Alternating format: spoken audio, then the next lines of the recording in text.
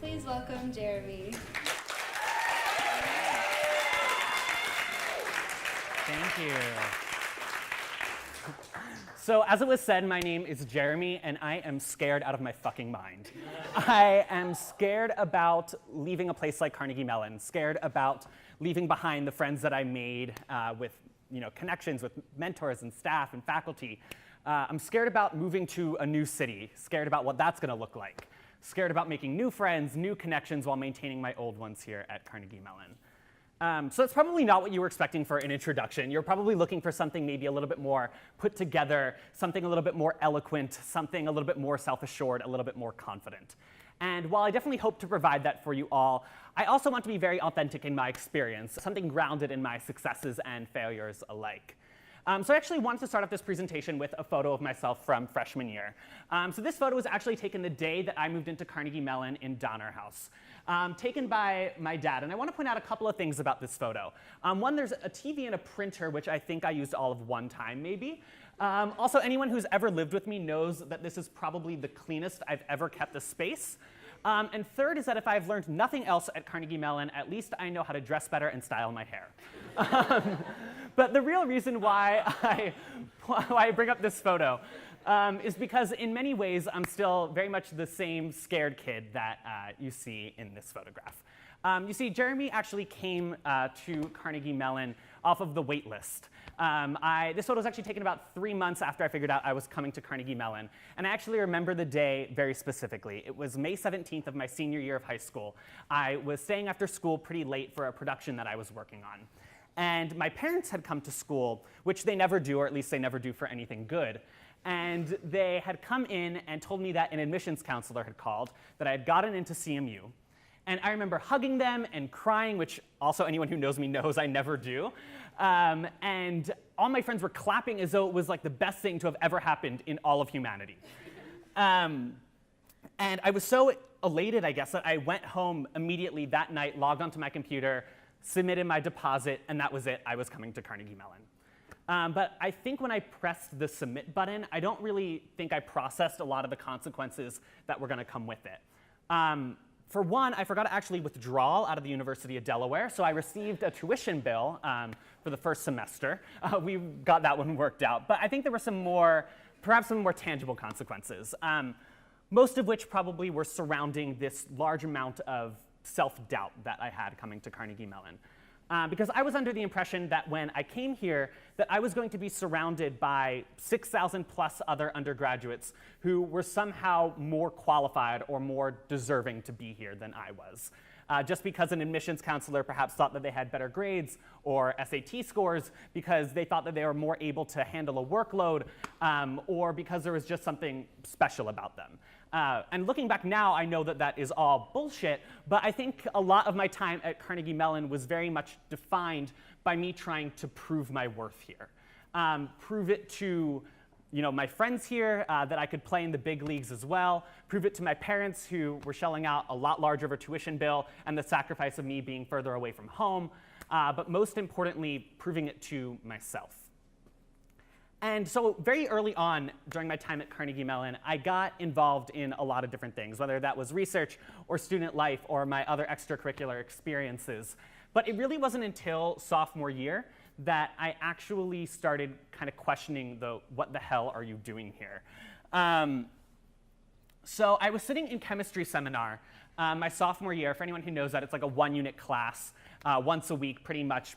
Professors come to talk to us about their research. Alumni come to talk to us about their jobs, really whatever. But this was being used for more administrative purposes. It was during Love a Donor Week, and so we were handed a stack of note cards that we were supposed to write thank you notes from behalf of the chemistry department. And I remember filling out the inside of the note, but on the front side, it essentially said this: my heart is in the, and then a huge, daunting black line that I was supposed to fill in.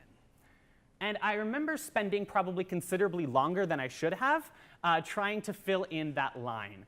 I reflected back on my research, on my time in student life with my other extracurriculars, and I didn't really feel comfortable putting any single thing down there.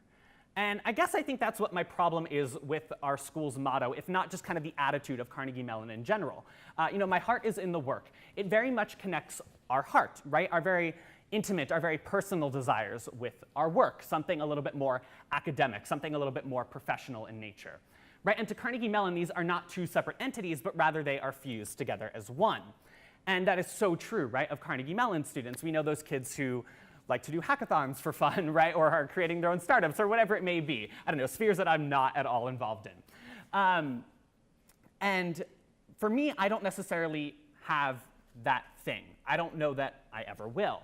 I'm not sure if it's because my interests are too varied or if just because I haven't landed on it yet, but it makes me feel pretty damn inferior, because if we don't have that one thing, right, that one thing that we're going to pour our heart endlessly into, like Carnegie Mellon's motto tells us to do, well, then we're not just a failure in the academic or the professional sense, but we're also a failure in the personal sense. But in that moment, I pretty much made it a vow of mine to say yes to every single possibility that was going to be presented to me, in hopes that I would stumble upon something that I fell in love with and that I was going to pursue. So saying yes to opportunities that not only fell in the professional and the academic world, but also a little bit more in the social, personal, adventurous world. And what I found is that I still don't have that thing yet, but I think I learned a lot more about myself in the process. And spoiler alert, that didn't really come from the academic or the professional opportunities, but rather from the more social, the more personal ones. So who here has heard of the Just Say No campaign? Really, that's a lot less than I expected. All right, so the Just Say No campaign was pretty popular in the 80s. It was started by the Reagan administration, and it provided a lot of resources for kids who were saying, to say no to drugs. So I didn't grow up in the Just Say No era, but my parents certainly did. And I think that a lot of my childhood was kind of crafted by always being told no by my parents, probably just as any little kid is, right? So saying no to talking to strangers, to trying like risky things, to staying out late, really whatever it may be. But I like to think, of my parents. They're a very overbearing, like, Jewish couple. So I was, like, slapped on the wrist a lot. And then, like, I like to think of my mom not as, like, a helicopter mother, but more so as, like, a fighter jet mother, where she not only, like, hovers, but also will, like, deduce a problem and then shoot you down for it. So a lot of my childhood, I think, I was very much defined by being told no. So just to kind of show how ridiculous this is, perhaps, I want to show you an advertisement from the Just Say No campaign. Let's see if this actually works. It's a good pack for you. No. Cocaine? No thanks. Yo, my man, you want some news? No way. If someone offers you drugs, instead of saying something you really don't mean, just say, no. I got them since a million for you. Yo. No. No big production number. Just say, no. You'd be surprised how well it works. No.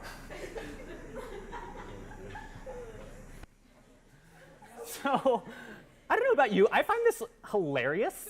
I don't know what was going on in the 80s, but I guess they thought that people actually gave up their like good, hard-earned drugs to just like kids who were walking down their apartment stair rails or kids that you pass by on the street.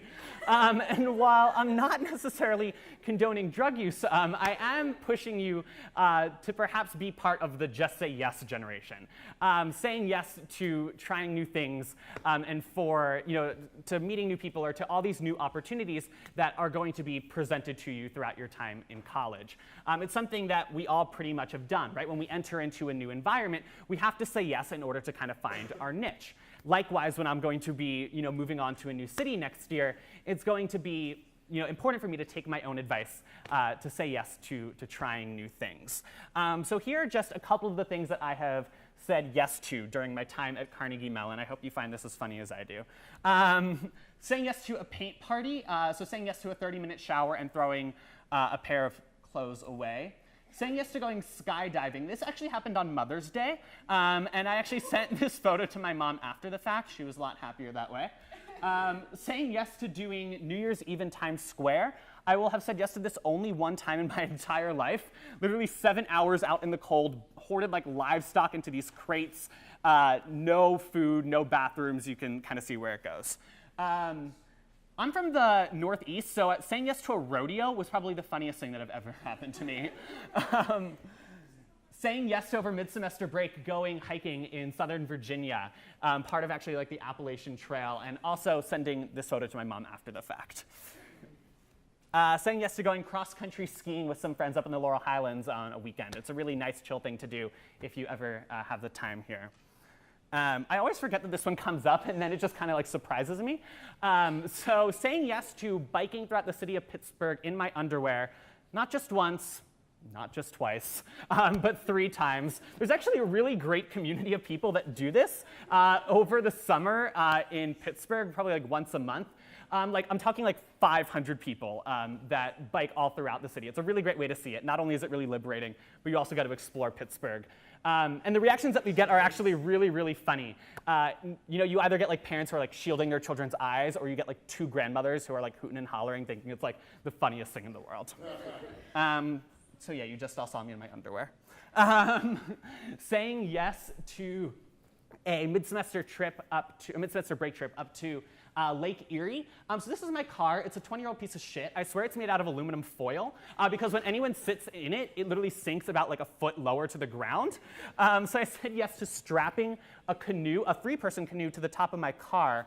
I swear I have like a permanent indent from where the canoe actually is. And then saying yes to trying to fit 5 people into that canoe and sinking it in Lake Erie.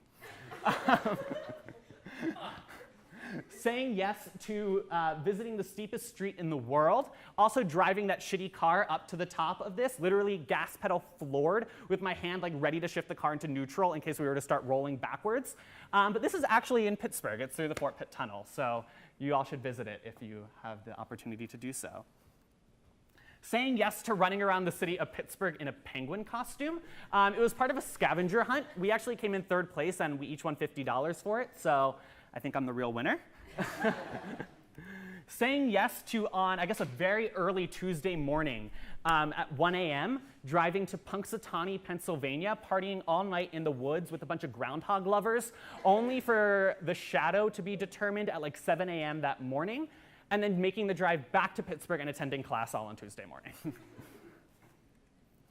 Saying yes to getting in a car with a bunch of random students from Doha whom I've never met before while I had a layover there, just to kind of do an all-nighter throughout the city, only to wait before our flight the next morning to get this beautiful view of the cityscape during the sunrise.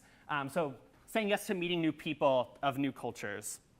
Saying yes to hiking a mountain, having really improper footwear, and I ended up with maybe like a foot wide cake of mud on each of my shoes. Saying, this is one my mom would really love. Oh, it's dark. But saying yes to climbing on top of the Roberto Clemente Bridge during light up night so that I could get a view of kind of the people over, kind of underneath me. Yeah, pretty risky. But pretty much, I think during my time at Carnegie Mellon, at least like where I am now, I've become super jaded. And talking to a lot of other seniors, I think we fall in one of 2 camps. There's those people who are so ready to leave, and there are those people who are fearing graduation day. And I think I very much fall more so in the first camp. And I'm not necessarily entirely sure why that is, but my advice to you is that when you get to time to graduate, to not live your life to not be so as jaded, I guess, as I am. And to say yes to a lot of new, fresh, exciting things that will make your time here at Carnegie Mellon worthwhile. So I push you to say yes to talking to strangers and meeting new people, saying yes to doing some more adventurous things, saying yes to staying up late. Because the thing is, being in college literally gives you the license to be young and dumb.